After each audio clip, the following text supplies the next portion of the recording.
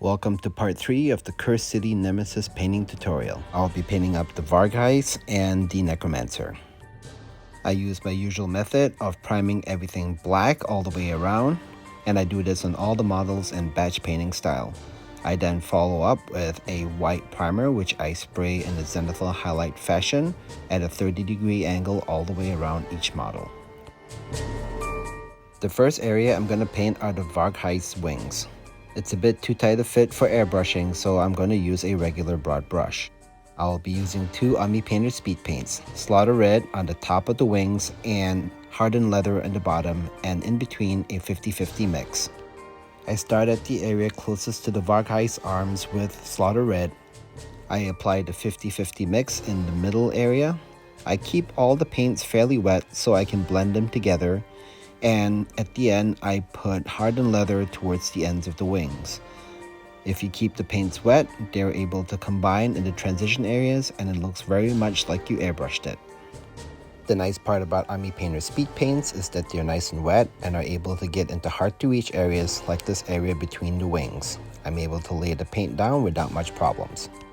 I next apply plain hardened leather speed paint onto all the fur sections on the Vargheists.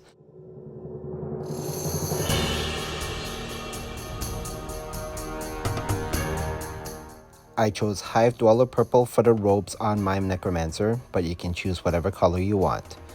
I apply this color with a broad brush all over the Necromancer's robes.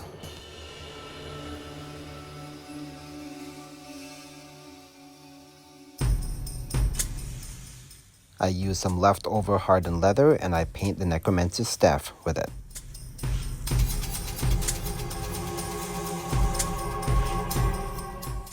I use palette bone speed paint on the various skulls and skeletons that I find on the Necromancer.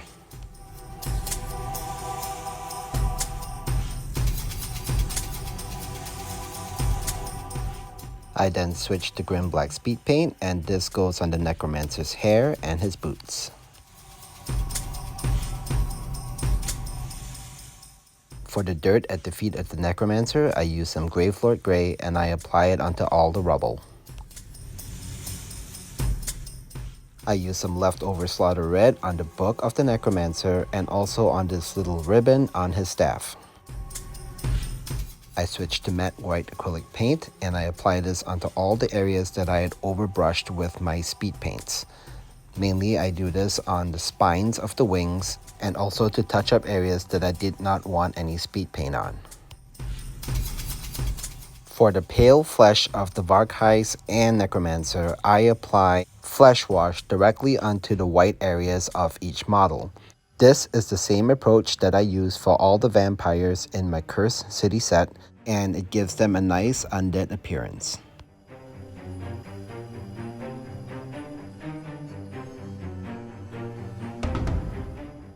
I apply some silver and gold metallics onto the dagger of the Necromancer. I then use leather brown acrylic paint and I apply this onto all the straps and the top of the Necromancer's staff. I then switch to skeletal bone acrylic paint and I apply this onto all the various claws, talons, and toenails of the Vargheists. I do not apply any washes to these extremities just to make them a little bit brighter and more menacing. I also apply this color under the teeth of the Vargheists just to give it a little bit of an off-white appearance. The teeth I do wash later on.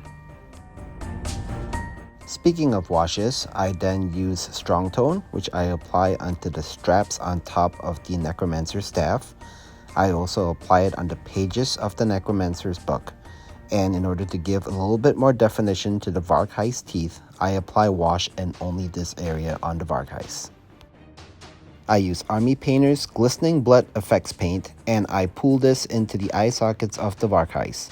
This gives them a nice red eerie appearance. For the Necromancer, I use a detailing brush and I apply some matte white into the eye sockets, and then I apply matte black with the sharp end of a toothpick to put the pupils on the Necromancer's eyes.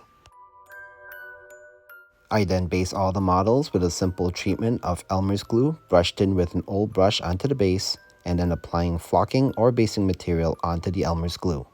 I clean up any overspray by applying black primer onto the rims of the bases. After varnishing the models, I'm all done.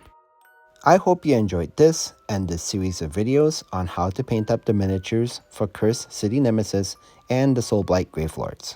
I hope you'll subscribe and follow along so that you do not miss any of my future videos.